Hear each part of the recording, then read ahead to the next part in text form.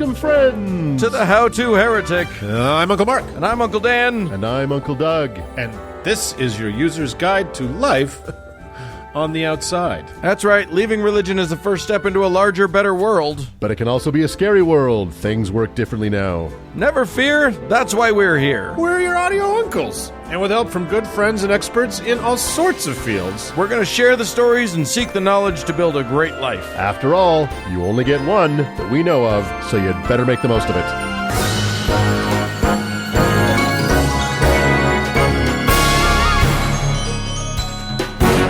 Well, fellas. Ho-hey. Hey, ho, to who?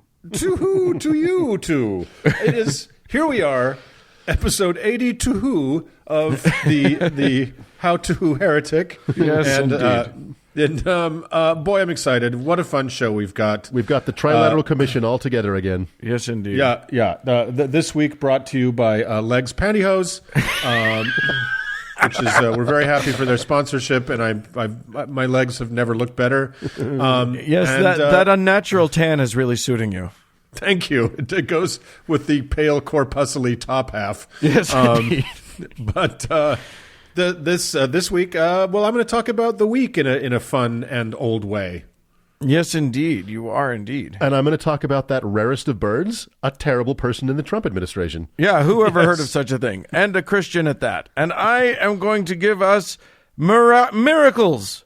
Miracles, yes. Damn you, miracles! Come hungry. Miracles and light refreshment. And then we have an announcement on top of an announcement to announce. Oh, right, yeah. Uncle Dan? Yes, we do. It's a real to-who. It is. So we announced last week that we're going to the American Atheist Convention. That's coming up this weekend. This coming Easter weekend. Woohoo. Cincinnati. That's I think in Ohio. Nobody knows, but that's nobody where we're can tell for sure. No, nobody knows for sure. You just go up to your airline counter of choice and just say, "Get me to Cincinnati." Set your compass for Ohio and stomp on the gas. So we're going to be there. We hope to meet as many of you as possible. Indeed. One of the ways that you can meet us is that we have been cordially invited. Yes. You, us, anybody with an American Atheist badge, we've been invited by one Ray Comfort. We should have done Ray Comfort this week. Anyway. Christian apologist extraordinaire. Yeah. I have a feeling we'll have more to say about him next week. Yes, indeed. He has extended a very nice invitation to all people attending the American Atheist Convention to come out to the Ark Encounter, and which is only a few 40 or so minute drive away from where we'll be in Cincinnati, to watch his the premiere of his newest film, world premiere. Fools, is that the name of the film? The Fool. Who the fuck cares? Anyway, we're gonna go down there. He's gonna give us a free copy of his book. He said, signed by him and Ken Ham. That's right. Which means Ken Ham might actually be there too. It's an unmissable opportunity to watch a bad movie and laugh when we're supposed to not laugh. And on top of that, we're not only going to visit prior to the film, we're going to pay a visit to the Ark Encounter. Yeah. Earlier that same day, which is, again, this coming Saturday. Before, in the coming weeks, it becomes Kentucky's largest Long John Silver's when it comes out of receivership. Yes, indeed. We're going to pay a visit that same Saturday, earlier in the day, to the Creation Museum, which only happens to be about 45 minutes away from Cincinnati as well. Oh my God! You guys, this is the atheist triple crown. Yes, it is. This is like the blood moon, blue moon eclipse of a lifetime. That's right. Yeah. If all this, it's like an onion of derp, and every layer is more pungent than the one before. So I cannot tell you. Like, I've lived this long for this moment. That's right. So come see me in my glory. Yes, if you indeed. can join us. Come help us form a caravan. We're all going to watch. We're going to rent cars. So you'll be responsible for your own transportation. But we're all gonna watch. We're going to learn about humans riding dinosaurs, and millions of species on one boat, and a boat that couldn't possibly float, and doesn't. And we're going to have a good time and get a free banana split in the process. Free banana split in Kentucky. Right? What's better than that? The only question is, are they going to put chili on it? Maybe. We don't know how Kentucky works. Anyway, hope to see you there. And if not, we'll at least report back and have lots to say about the whole thing. That's right. Yeah, and if you got any questions about it or want to talk, just on Twitter, get me at HowToHeretic or email us at howtoheretic.com, and we'll try to invent details as they occur to us. and remember, this is happening on Passover, so bring your shofars. Yes, indeed. Yes. All right. Should we do a show? To who? To who?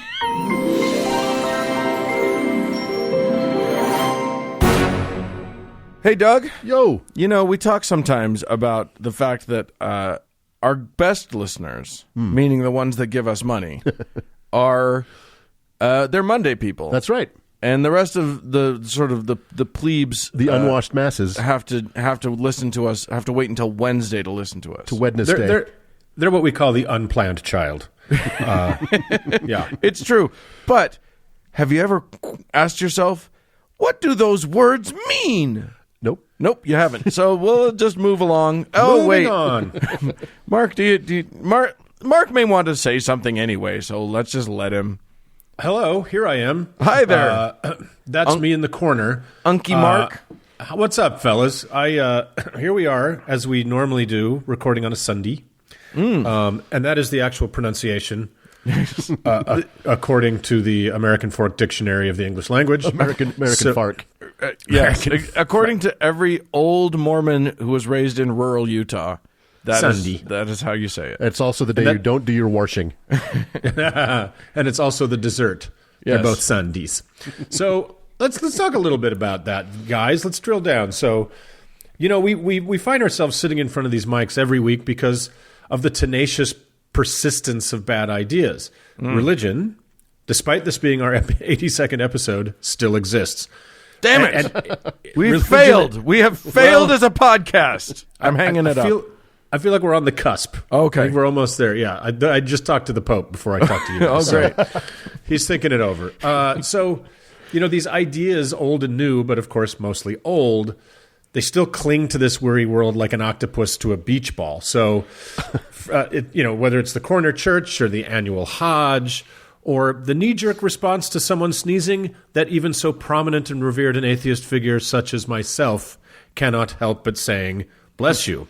So, and maybe that's just because I'm more polite than I am godless, but it always amazes me how embedded the global mishmash of irrational ideas is in our everyday lives.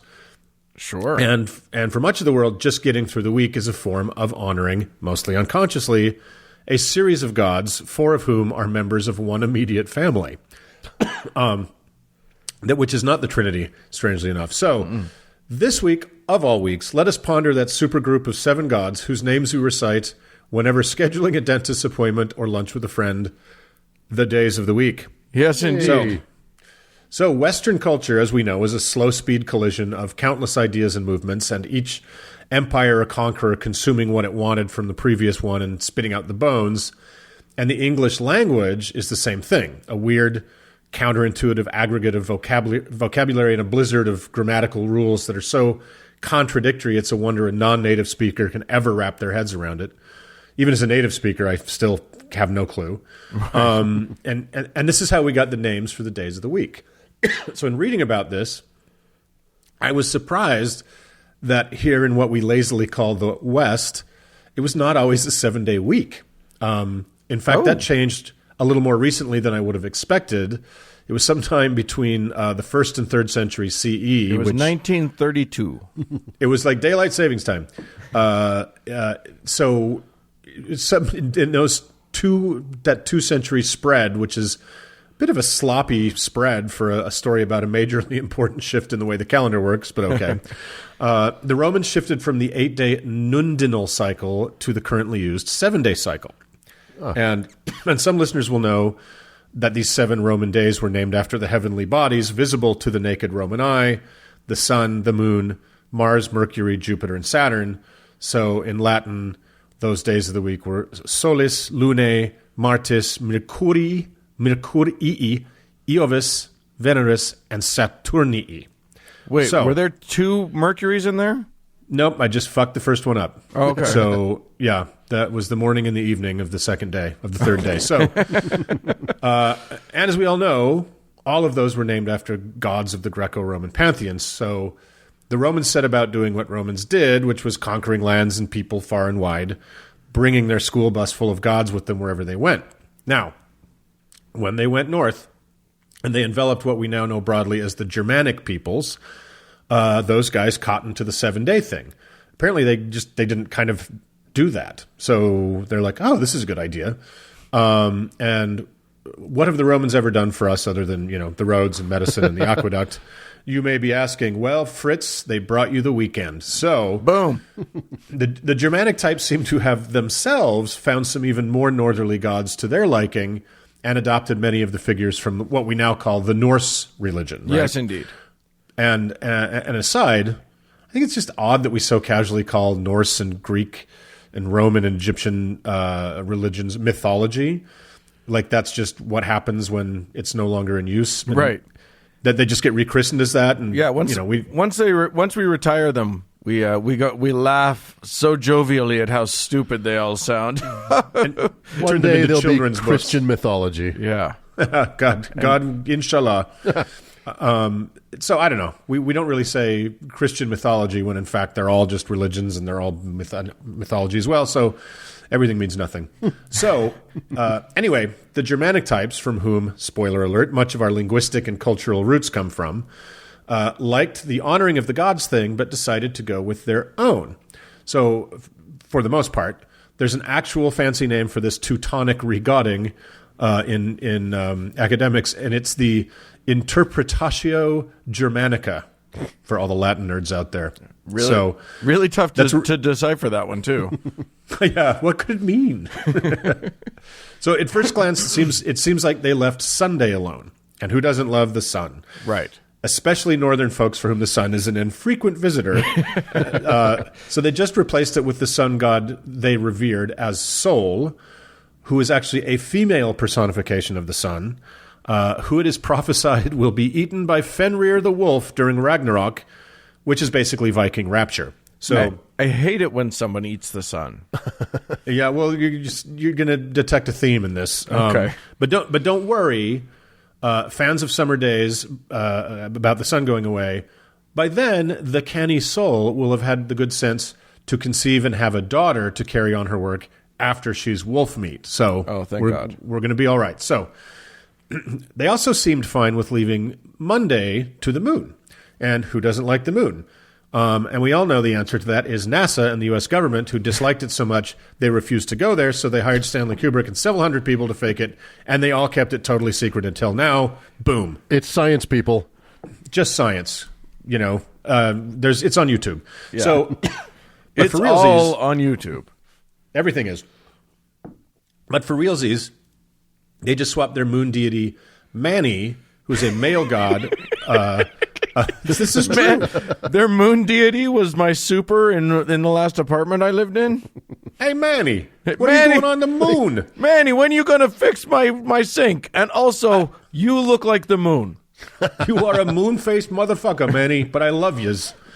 I'm Carl the Pug of Pegacorn now. So what's interesting about Manny, the moon is, in the Norse tradition, is male, and very, very little information is known about Manny. But he is thought to be the origin of the European folk belief of the man in the moon. Oh, wow. So next to nothing is known about the god of the shittiest day of the week, named after the moon man. So we then arrive at their first obvious edit, the least thought of day in the week, Tuesday.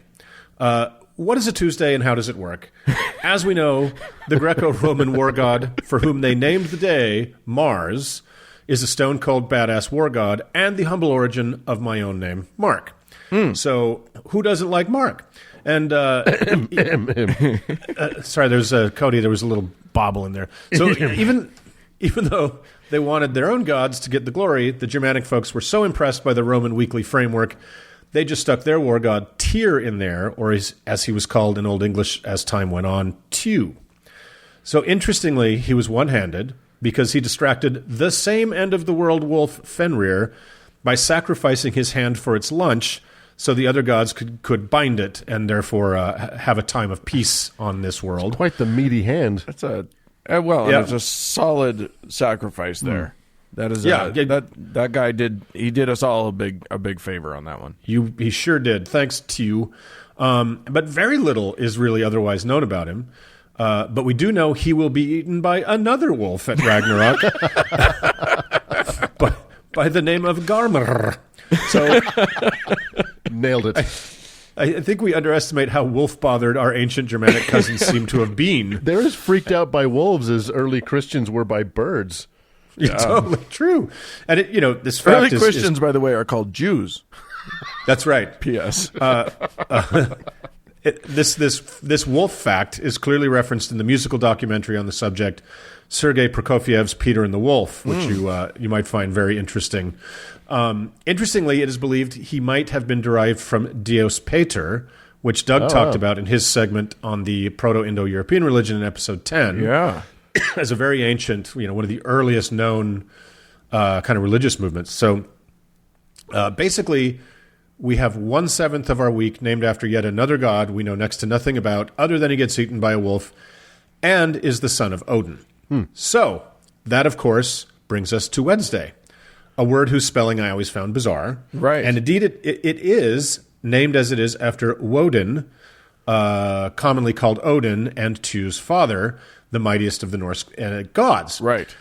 So where the Roman hump day was reserved for Mercury, the lowly messenger of the gods, the Germanic folks shed it for their one-eyed Mac Daddy. Originally pronounced Wodensdag, thus the loopy spelling of the day, and it commemorates the well-known head god of the Norse religion, who, among many other attributes, traveled with two companions, Geri and Freki, both of whom were wolves. For fuck's sake. Did you just say one of the wolves' names is Gary? Because I Gary. like that idea. This is my wolf Freki and my wolf Gary. Hey. What's up, guys? I'm Gary. Can I borrow your inhaler? I'm a Pugga wolf. Oh, and before I forget, Odin is also killed at Ragnarok, swallowed by Fenrir the wolf. So then, of course, I feel like the Marvel Universe Ragnarok was seriously lacking in wolves. I think they only had one. It was ridiculous. You should see the deleted scenes. You're right. It's all wolves all the time. Pretty wolfless. So then, of course, we need a day of commemorating Woden's most famous son, and perhaps the most famous Norse god of all, Thor or Ture. Interestingly, that day, it was originally called Punrasdaga, meaning Thunder Day, in reference to Thor as the origin of thunder and lightning. Right. But later they dropped the reference and swapped in the man himself. And if you want to know more about this fearsome fellow, you can listen to Doug's segment on him in episode 64. However, in keeping with the theme of the gods this week, the gods of the week, Thor also dies at Ragnarok. But as the wolves are busy elsewhere, you'll be relieved to know he is instead killed by the giant serpent, Jormungandr. Nailed it.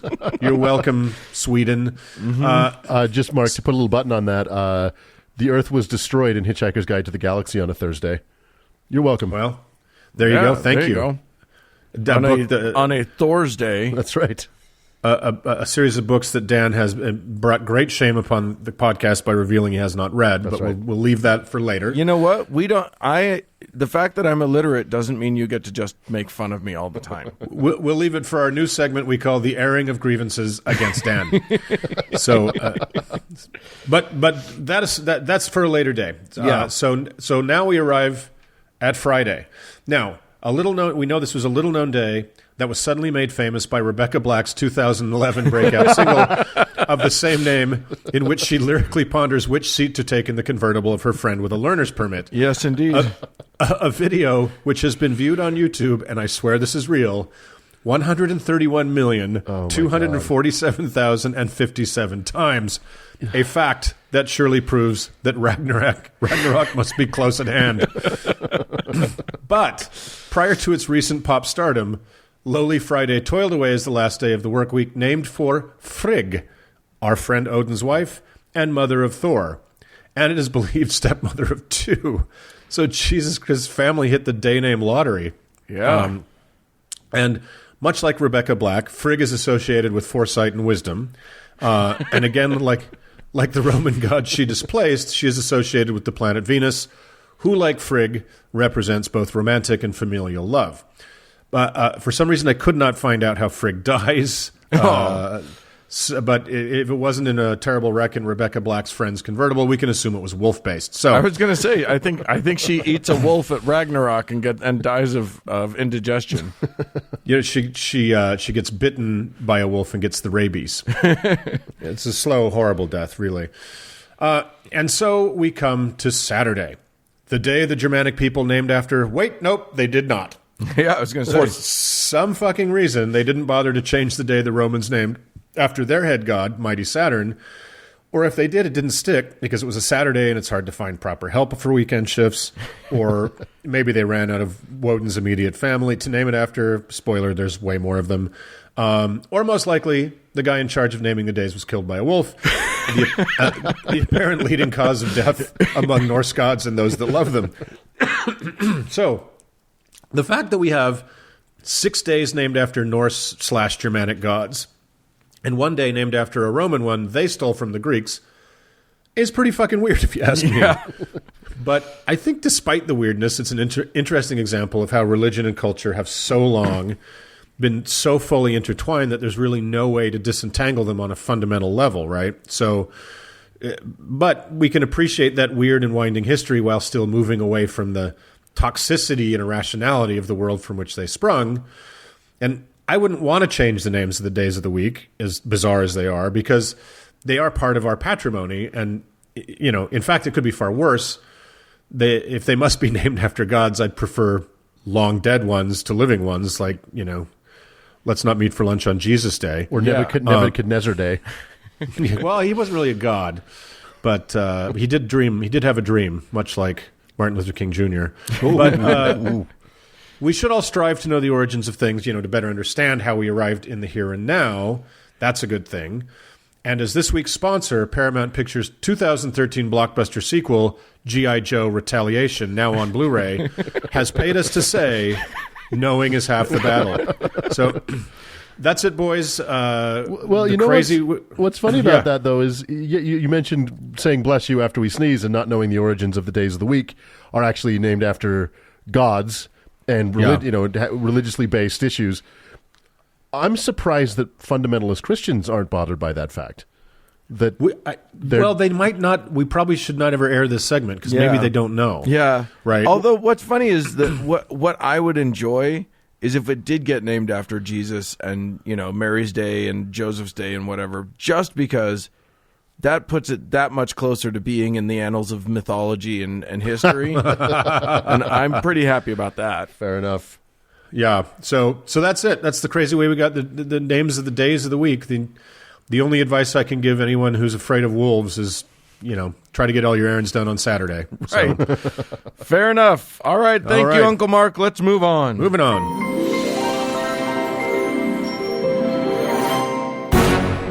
Well, Uncle Dan. There's one group of people in this country. Well, in that country. I'm in Canada. That's right. You're in the wrong country. There's one group of people in that country that are just underrepresented and and not getting a lot of love these days. And by that, I mean white people. Yeah, and specifically white Christians, I would imagine. And particularly one whose name is actually Paula White. Oh, God. Oh, I love her cooking show. Might be the whitest name ever. Yeah. Well, dear uncles, over the past year, we have covered a lot of subjects, some fun, some horrid. But one thing we've kept little bit mostly horrid. Oh, a lot of horrid. But the horrid can be fun. Some horridly fun stuff. That's right. I mean, the family of David, that was a hoot. One thing we've kept a little bit of distance from is the state of our politics in the current era. Sometimes. Yeah. That is, of course, unless one of these dopey zealots happens to wander into our lane, like, say, former Attorney General Jeff Sessions, now safely back home in his forest, or My Pillow creator Mike Lindell, And don't worry, Kirsten Nielsen, we'll get to you. Yeah. For me, these are actually my least favorite subjects because they are the most depressing. It's all fun and games to joke about some dead god or some extinct religion or stupid Bible story. But when we talk about politics, it's generally real people doing real harm in real time. So in the spirit of looking deep into our politics of this terrible, terrible timeline, I give you Paula White. She is the head of the New Destiny Christian Center, which is an enormous megachurch in Apopka, Florida. I hope I pronounced that right. What was wrong with the old Destiny? I know, right? How do you get a New Destiny? I would like to know how these people name their megachurches, if there's some megachurch name generator or something. It can't be easy to trade in one Destiny for another. That's right. You got to bribe somebody high up. Yeah, I don't. She's already suspect in my book. Yeah. Well, she is also coincidentally the host of the Paula White Show, which appears on, among other outlets, the Trinity Broadcast Network. Surprise! Well, that was fortuitous that she had that name. I know. She was born for the role. She also hosts, let me see if I'm going to pronounce this right, a podcast, which, according to Wikipedia and backed up by my own personal experience, is the least likely thing to get you laid if you bring it up in a bar. So... Paula claims to have ministered to the likes We'll put that to the test this week in Cincinnati. Yeah. I'm going to claim that I am the host of the Paula White podcast and see what happens. We'll put that to the test among all the other podcasters at the American Atheist Convention. Just hitting on Eli. Hey, I don't know if you know this, but I got a podcast. like a Simpsons episode. If I hear Velcro shoes slowly being undone from your bedroom door, I'll know what's happening. Just as long as he always uses the Paul the Pugapegacorn voice while he's having sex. I don't know if there's a sexy way to take off Velcro shoes. I'm thinking probably not, but if anybody can pull it off, it's Eli. He'll find a way. So Paula claims to have ministered to the likes of Michael Jackson, a name I assume she drops less and less since the release of Leaving Neverland. No, I doubt that frequency has gone down in the slightest. In that community, probably not. What about Michael Jackson? She claims to have ministered to Michael Jackson. Well, it worked. Good job, Paula White. Exactly. And to Tyra Banks. What's that? It took. Yeah. Yeah, right. She claims to have ministered to the likes of Tyra Banks, among others. She's fast friends with Benny Hinn, who we covered back in episode 68. Oh, yeah. Basically, she is a run-of-the-mill grifter using religion to stick her hands in the pockets of the poor, the desperate, and the gullible. And the rich. And the rich. I'm just going to say. The gullible can be rich and desperate. In a first. This is just not something people do, so this is interesting. Right. It's amazing. And all that alone is enough for us to throw some shade her way. However, this pedestrian televangelist just so happens to have a key card to the White House because Paula, I put Paula in my notes, is the spiritual advisor to one Donald J. Trump, which is why we're talking about her today. So that might be the easiest job in America. I know. Well, you're advising him on a thing he can't. Exactly. The only useful thing I can see the spiritual advisor to Donald Trump doing is throwing holy water at him while chanting, "The power of Christ compels you." Other than that, you're doing it wrong. Well, there's literally, I mean, it's like, what is it like? It's like literally yelling at a deaf person. There's no point to it. Yes, right. There you go. Right. So just the other day, she claimed that God called her specifically to minister to Trump. And as we'll discuss, the two were made for each other.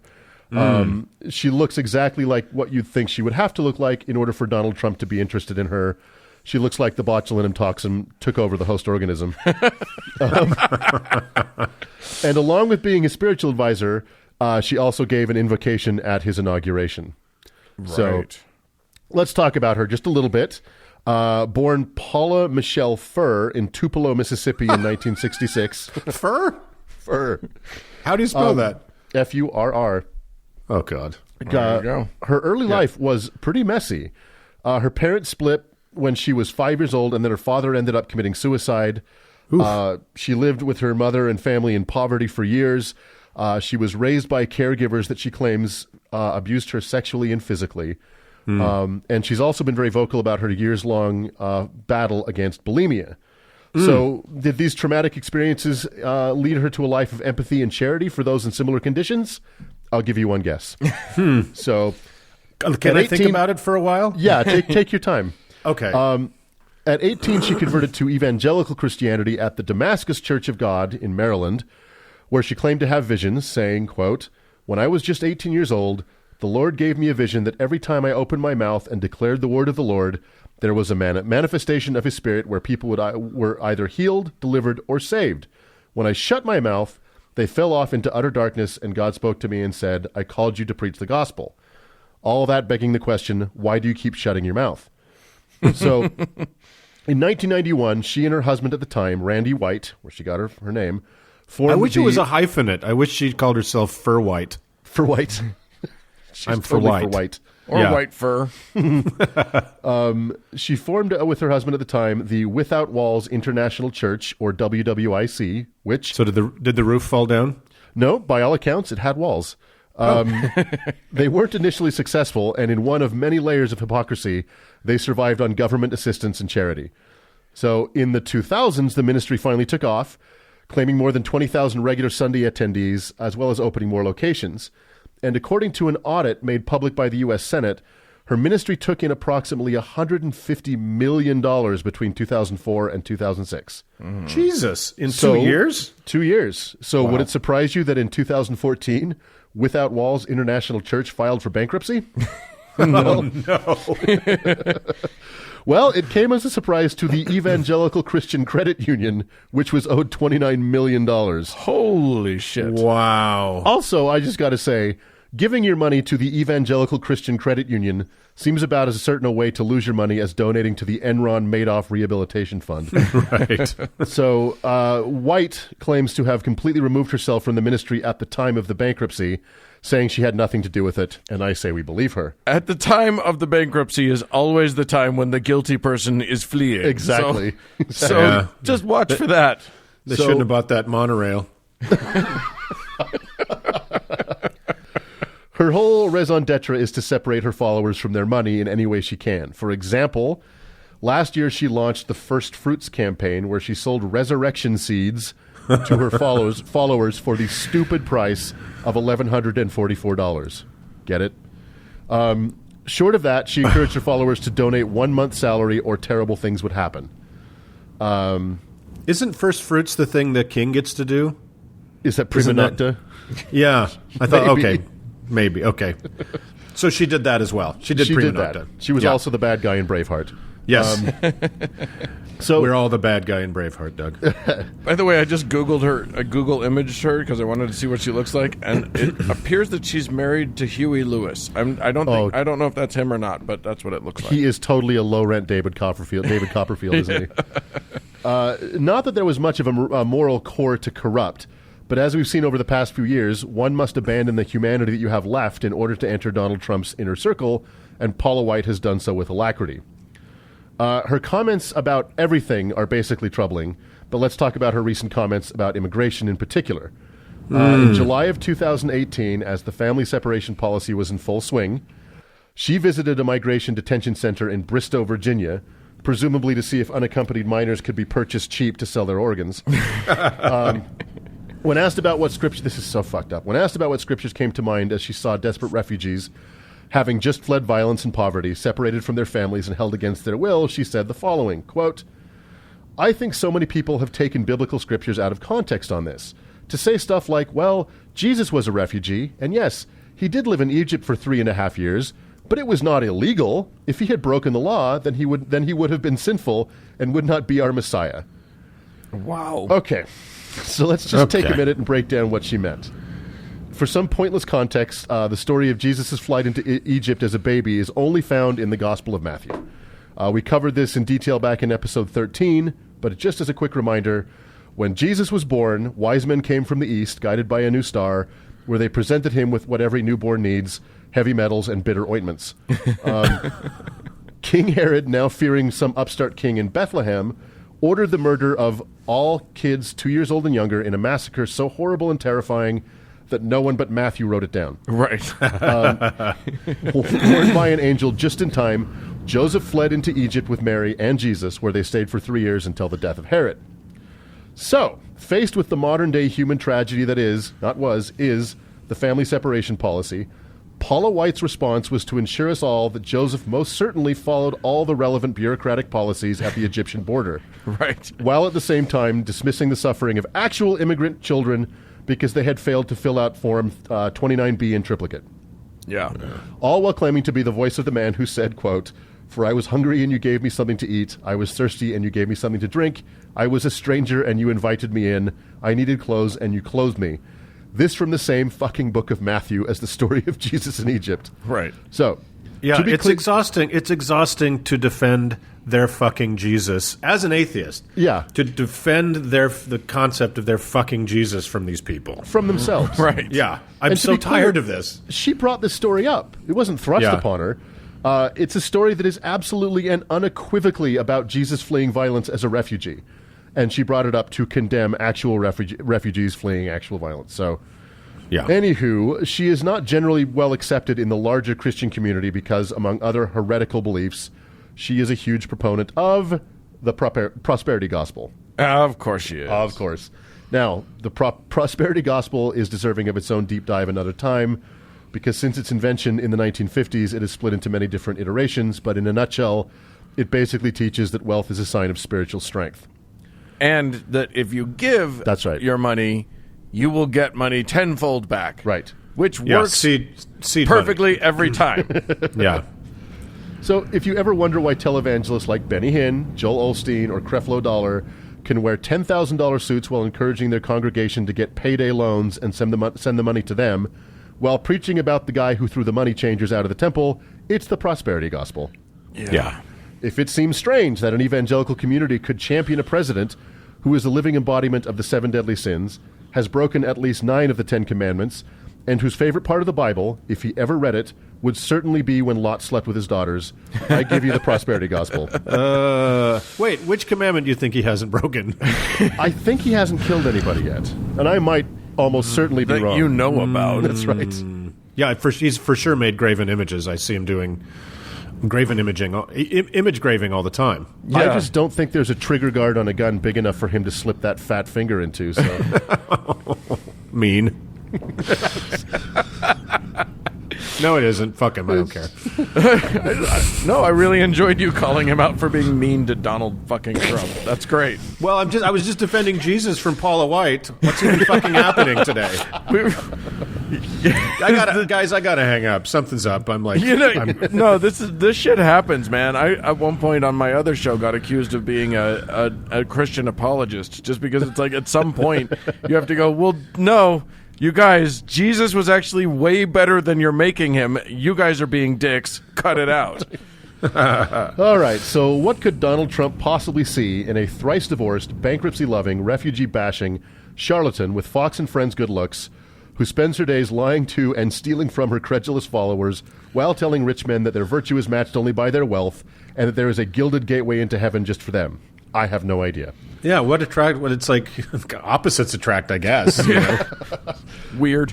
But as the crisis on the southern border is morphing from a made-up crisis to an actual crisis because of the actions of this administration, and as talk of resurrecting the family separation policy, as well as transporting refugees to sanctuary cities and dumping them onto the streets, and calling up the military to build refugee camps inside the United States ramps up, rest assured that our president is listening to the tempered, moderating voices of the likes of Paula White.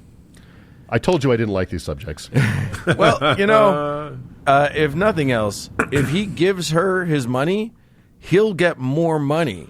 So of course he's going to listen to her. What happens when two grifters run into each other? They just end up with each other's watches. Yeah, exactly. If he comes out wearing her shoes at some point, we'll know. So, well, she seems like a real Georgia peach. There you go. Well, there's Paula White for y'all. You're welcome. All right. Well, thanks for nothing, and let's move on. Fuck off, Paula.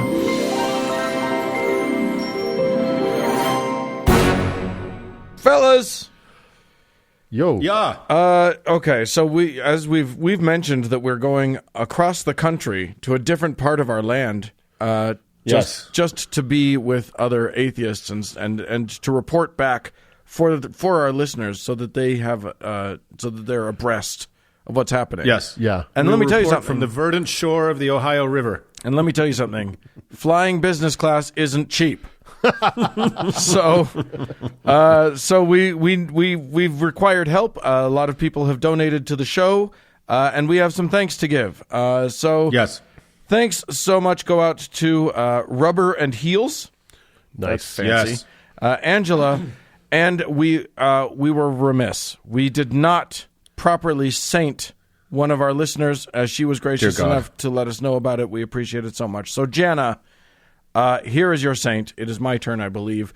So, Jana, your saint was in the mail, I swear. yes, indeed. We finally, it's finally here and ready for unpackaging. And your saint is Saint Svetlana of Prague. Ooh. And she is the patron saint of non-bloaty beer and hanging from tall buildings and not jumping off of bridges. Oh, So, Well, I mean, she's the whole package if you think about it. she's the anti-gravity saint. yes, indeed. So, yeah.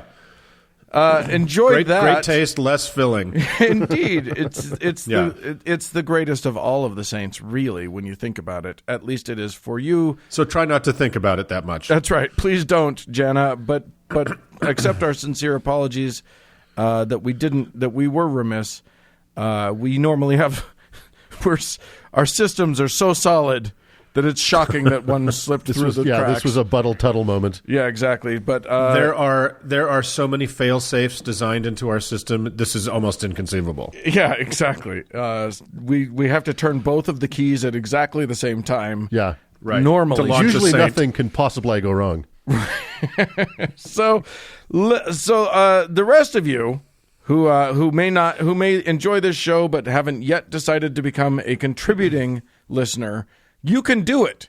We believe in you. That's right. You can just go to howtoheretic.com and then there's a donation or there's a patron button. You go and you become a patron. And it's easy, and you get to choose the level at which you give to us. Certain levels will earn you various things, like, for instance, a saint or a heaven of your very own. And any level earns your uncle's undying love. Help us. Help you. Help us is what we're saying. So, and if you're a little cash poor right now, and or even if you did donate, which we're very grateful for, get creative about your 5-star reviews. You can go to the Penny Saver, the Thrifty Nickel, Ladies' Home Journal, Nope. the Saturday Evening Post. No. Try None of these. Grindr or the New York Review of Books or Soldier of Fortune. And it's not just iTunes and Stitcher. Get fucking creative. Make it happen. I thought the And we Thrifty love Nickel was a sexual maneuver. Nope, it's not. And with that, we're moving on.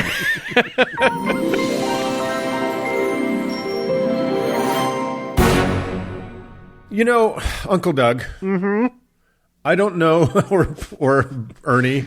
I don't know what your attitude towards tapas are. Like if you enjoy tapas, if you enjoy a nice Mediterranean lunch, a tapa, a pincho, something like that, something light, but with enough substance to get you through to a typically Mediterranean 11 p.m. dinner. Right. And when I eat tapas, I typically like to do so with about 5,000 friends. Oh, well, that's very social. It's a very social meal, I find. And I'm getting there. I'm up to 3. Dan, do you like tapas? Well, I do, but I think that there are better and worse versions of that. Say the word.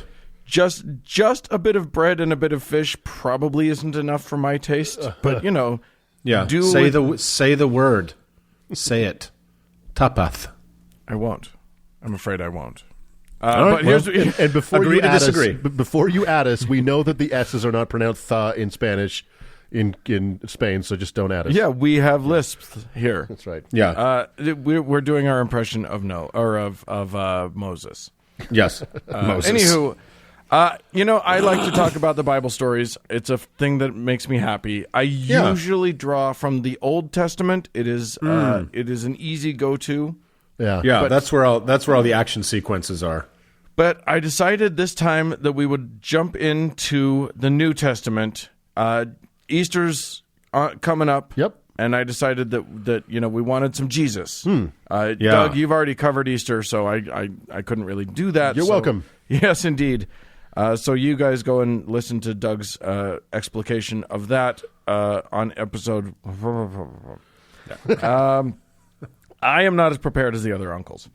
No, so I wanted to talk a bit, as you guys have hinted at, about the original fire festival that was the feeding of the thousands with just 5 loaves and 2 fish. I would love if there's a 2,000-year-old Instagram post of a styrofoam container with just a single piece of bread and a little fish on it. Yes, indeed. That's what we're talking about. And not a lot of people know that this is the only biblical miracle to have occurred in the Mediterranean. Or, I'm sorry, forget it. The Caribbean. Okay. I've got tapas on the brain. God damn it! You need to eat one fewer tapa, and then you would be okay. The problem is that it comes with wine usually, and then the sangria. I'm a little loopy. That's fine. I'm day drinking. Okay, so here's the thing. I went to find this. What I do is I Google phrases like important Bible stories and just sort of go through. And I found this website that had all of these different... Was that a Google search with 0 results? No. No, indeed. But what's great is that it always pulls up these Christian sites that are like, you should read these to your kids. And I'm always like, no, you should not. Are you insane? You should let your audio uncles read those to your kids, and then they won't be bothered by them anymore. Right. Yes, indeed. Anyway, I found one reference to this thing. And here's the deal. I am kind of covering more than just that one story because I'm covering Matthew 14. Now, Matthew 14 has the loaves and the fishes and Jesus walking on water. We're going to get to both of them. But these are all stories that are covered in all 4 of the Gospels. Or rather, some of them are covered in all 4 of the Gospels. And it's confusing. And I'm not going to do a full Uncle Doug style, point by point. I did start to do a point by point comparison. And then I was like, why would we do this? Then you realized you have a life? I don't, but I did. I have enough. I wanted more of it, so I gave up on that. Dan is lifeless. Yeah, exactly. So as we've discussed with these Gospels, Matthew, Mark, Luke, and John, not written by anyone by the apostles, Matthew, Mark, Luke, or John, right? And written well after the fact, anywhere from 50 the to quote 100 unquote years. fact. Yes, right. Yes, the idea of the fact. Mark's came first chronologically, even though Matthew's comes first in the book. So Mark's is probably is source material for the rest of them. I'm just going to start, but Matthew is the most interesting one. There are some interesting. And actually, John's is the best written, as is always the case, because John was the one that was written the last, right. And is he actually cared about whoever wrote it. Yeah, actually brought in some other screenwriters to help punch it up. Yes, indeed, as we've learned. So we'll talk about some of the differences. Let's start with the basics. At least in the Gospel according to Matthew, and that's why they say that is because according to these different guys, different shit happened. Right. Right. In the Gospel according to Matthew, Herod has just killed John the Baptist, serving his head up on a plate to his brother's wife's daughter, if you can keep that straight. As you do. Yep. And Jesus was upset about that. He had heard what happened and decided to go for a private boat ride by himself. Wanted to go to a solitary place. However, just clear his head. You just want to get out in the water and clear your head. Or your friend's head. And go and go off to a secluded part of the world. Now he's on the Sea of Galilee. It is not a big lake. It's definitely not a sea. That's right. It is a lake. It's a middling lake. Correct. It's an aspirational title. Sure, exactly. And Jesus decides to go. However, the crowds see him take off on the boat and run after him so that they're all in place by the time he lands, which kind of sucks just row all the way across the damn lake. No, it's only like a quarter mile across. Well, it's a few miles across, but that's okay. Don't correct me. I looked it up. So yes, Jesus lands and sees a large crowd and has compassion on them and heals their sick. Now, in other versions of the gospel, basically what happened, it happens in different ways. In some versions, the apostles had all just been sent out to go do shoeless missionary work. They weren't allowed to take anything, and they came back and reported on it, and the crowds followed them home like puppies, and that's how the crowd formed.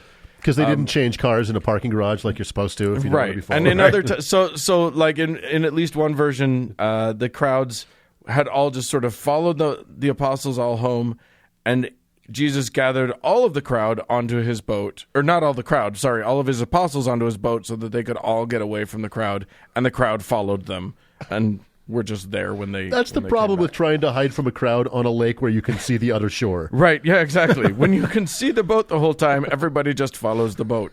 And can I just say something about these crowds form all the time in these biblical stories, right? Yeah. People were living a subsistence lifestyle, right? Right. They were barely scraping by. They don't have leisure time. They don't have time to become a crowd, right? They're like milking the termite or whatever if you can fucking eat in Leviticus. And, it's time consuming. You can't just wander here and there around a small lake. In fairness, Mark, there was nothing else to do. You either were feeding yourself or nothing. Those were the two options. Or dead. I choose feeding myself. Well, no, I mean, if you happen to have a good day fishing one day and you've got, now you've got extra food for 3 days, what are you going to do? That's true. You don't have, refrigeration to, That's what was called rich. Yeah, exactly. So anyway, this large crowd, and we do mean large, as Doug hinted at earlier, is there when Jesus lands, no matter which version of this you take. Right. And he takes pity on them. In some versions, he takes pity on them by healing their sick. In other versions, he takes pity on them by teaching them. Oh, yay. Oh, there's a bit of a disparity between those two things. Right. Yeah. You know what sick people love? A lecture. Yeah, it's the best. That's called Trump care. Yes, indeed. So then the apostles start to get worried toward the end of the day. As you say, Mark, the apostles are like, it's getting late, and these guys are still here, and nobody's eaten anything. You should send them away so that they can go to the villages and buy and or find food. Okay, right, and eat a rat. These are crazy, stupid people. Yeah. Would they have just starved to death if no one had, shooed them off? Correct. Okay. That is apparently what would have happened. 100% factual truth. Jesus says to his apostles, at least in 3 of the Gospels, well, then just feed them. They don't need to go away. You feed them. To which, in a couple of the Gospels, at least one apostle says, that would cost more than half a year's salary. I can't afford that. Fuck you.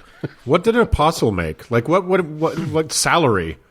Yeah, they have wages. You think that these people are just, eating the sheep that they're raising. But no, there are wages, my friend. Can you measure income in smelt? You can. The wages of sin. Anywho, I'm going to, I could switch to John here. John had an interesting thing. Basically... Did John blame the Jews? Well, I'm not sure what that comes from. The Jews took your food. Oh, wait, we're all Jews. John turns this into a lovely little learning experience for his disciples. Philip says, where should we buy bread for these people to eat? Jesus says to Philip, where shall we buy bread for these people to eat? As a test. It was a test. It was a trick. And Philip fails the test. He says, it would take more than half a year's wages to buy enough bread for each one to have a bite. Just a bite. And then another disciple, Andrew, Simon Peter's brother, spoke up. Here is a boy with 5 small barley loaves and 2 small fish, but how far will they go among so many? Really good point. Why did you even bring the boy over? I know, right? Exactly. So in that version, they eat the boy? They do. They cut the boy into small pieces. Jesus says... Well, wait, Philip wasn't wrong. It would take a lot of money to feed all these people. Here's the thing. It's 5,000 people, or if you read some of the Gospels, it's 5,000 people that don't include the women and children. Well, the Bible could literally say in parentheses below its title, does not include women and children. Right, except that probably at least doubles the count. Right, exactly. So now we've got 10,000 people hungry, just staring at Jesus going, what do we do? So... Jesus, of course, we all know this part. He breaks up the loaves with his hands and says, go feed everybody with this. And in some versions, he has everybody sit down. He makes the crowd sit down in groups of 50 and 100 or just of 50. Great. Thanks a lot. Okay, so we're all divided into groups of 50. And then he sends his disciples out with like pieces of bread and fish. In Matthew, I don't even think it talks about the people eating the fish. They just eat the bread. But I think that's just an oversight. Well, the other thing is it doesn't really mention the species of fish, right? And I think if we knew that better, maybe it's less. If it was a whale, it was 2 whale sharks. Yeah, right. I highly doubt it was like orange roughy. I got news for you. It's at least in John, it says 2 small fish. Okay, gotcha. 2 small fish. So it wasn't a whale shark. Sardines. Well, remember, these are fish drawn, I assume, from the Sea of Galilee. The Sea of Galilee. The Lake of Galilee. That's right. Rainbow trout. It's not great, whatever it is. Somehow, and it doesn't mention how this happens or anything, but somehow 10,000 people, 5,000 people, humans, plus a bunch of women and children, whatever they turn out to be, get fed, and then they bring back... The non-people. Right. Yep. And then they bring back baskets of leftovers. There's a bunch of like... a bunch of the bread that wasn't eaten. So, yeah, they actually literally had a bunch of 12 or 7 baskets. I forget how many baskets of leftovers. Here's the problem. I also read the miracle of the feeding of the 4,000 because he did this fucking twice. He did the same gag twice. He did with every fish? good savior knows better than to do the same miracle twice. If your powers are you can turn water into wine and feed multitudes, the fact that there wasn't a giant crowd around him forever is just a hole in the narrative. Also, if that's possible, why have there ever been poor people ever? Right. Just fucking feed everybody. Right. Why are you letting anyone starve, you fucking dick of a deity? Because he was you can't give away government largesse to everybody all the time. Right. That's right. Right, exactly. That would be Jesus socialism. Mm-hmm. Next came the miracle of the bootstraps. But nobody had boots. Yes, indeed. So everybody is amazed, and Jesus goes up on a mountain to think about what he's done, and somehow, for some reason, he either sends or his disciples get back into a boat and go out into the water. And it's the middle of the night, and for whatever reason, there's no explanation. Out in the night? What? Right. Shut up, and let me tell the goddamn story. There's no tapas in the water. So the disciples get on the boat, set off across the lake, leaving Jesus for whatever reason. Mm. And then a strong wind starts blowing, and Jesus sees that they are straining against the oars to try and get wherever it is they're going. And Jesus walks out to chat with them on the water. Mm. This is that particular miracle. Yes, indeed. Yeah. My favorite version of it. Wait, which one is it? It's not that one. It's not John.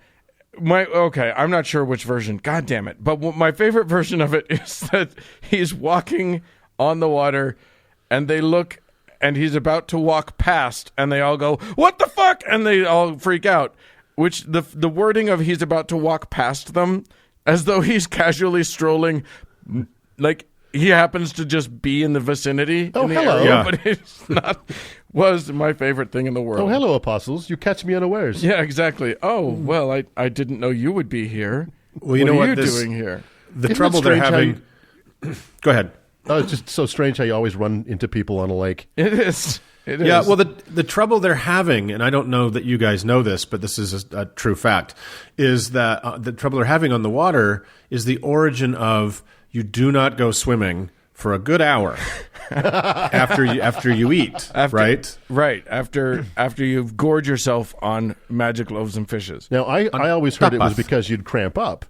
I didn't realize it was because a itinerant Judean carpenter would come wandering around. Yeah, exactly. Only the most interesting version of this story, of this part of the story, comes from Matthew, where the Lord comes and they all freak out and say, "It's a ghost!" Which is great, because then they pull off Jesus' mask and it was Old Man Carruthers the whole time. It's a ghost, they say, but Jesus immediately says to them, "Don't worry, it is I, your Savior. Do not be afraid." And Peter goes, "Is it really you?" And he says, "If it is you, tell me to come to you on the water." And Jesus goes, "All right, come on then." And Peter walks out onto the water. That's right. And is doing pretty good. And then he sees the wind and gets a little scared. And like Luke Skywalker being distracted, he starts to sink into the water like a TIE fighter. To sink into the water. And it's like, Jesus, help, help. And Jesus grabs him and pulls him up and then castigates him for doubting. Oh, Peter. Oh, Peter. So I remember being young and religious and, what's the word? Stupid. Yeah. And I remember like thinking about this story as, obviously literally true. So I was trying to okay, does Jesus kind of walk on kind of a little bit of substrate in the water? So that, like the waves don't like kind of, or is it like walking on a waterbed? It's just like, whoa. It's very wobbly. One can never know. None of the Gospels help us out with that particular thing. So then Jesus asks him why he doubted, and calls him of little faith, which it is weird that he would doubt when he is actually not only seeing someone walk on the water, but himself walking on the water. Right. But then anyway, they go across to the other side of the lake to a different town. And a whole bunch of people are waiting there for them, and he heals a bunch of sick people. Well, I'm gonna step in here really quick and offer an in real time correction before we get attacked. Okay. Uncle Dan said that Luke Skywalker started to lose concentration, and the TIE fighter started to slip back into the water, when in fact it was an X-wing. It was an X-wing. Okay. You're right. That's what I meant to say. Oh my fucking God! Can you imagine if we hadn't corrected that? Oh my God. Yeah, up between when I said that and when you just made the correction, somebody's mind was just steam was coming out of their There was ears. a disturbance in the force out there among our listeners. Why would Luke Skywalker have been trying to extricate a bad guy, an enemy spacecraft an enemy that is in many spacecraft. ways superior to the to the X-wing fighter? Much longer range. Okay. Anyway, so that's Jesus walking on water and giving food to people. No word on what the theme of the story is, other than he was miracles. Yeah, and then it's just kind of the litany of his lesser powers. Mm-hmm. He can bring people back to life, and again, I am completely stealing this from Patton Oswalt, but he can bring people back from the dead. And also make lunch for a lot of people. It just seems like a minor power. Well, yeah, but he only did the most, making food out of nothing is actually pretty fucking impressive. And he only did it twice in a hungry time, in a hungry part of the world, right? Yeah, and he only brought one person back from the dead in a place where most people were dead before lunch. Yeah, it's all very confusing and tricky. And also, like, if you're going to create a lunch, if you can turn water into wine, can't you turn loaves and fishes into something good? Right. Lasagna. Yeah. Get some mayonnaise on there. Yeah. A turkey cranberry sandwich, with a little kind of chipotle aioli on this thing. Yeah, like a little dill cream cheese. It's really nice. Cut it in triangles. Shows you care. Lord, it's Cut not the even toasted? Off. You can't afford to toast some bread? Be a good host and cut off the crusts, right? What a dick. All right. Well, there you go. Jesus' miracles. Let's move on. All right.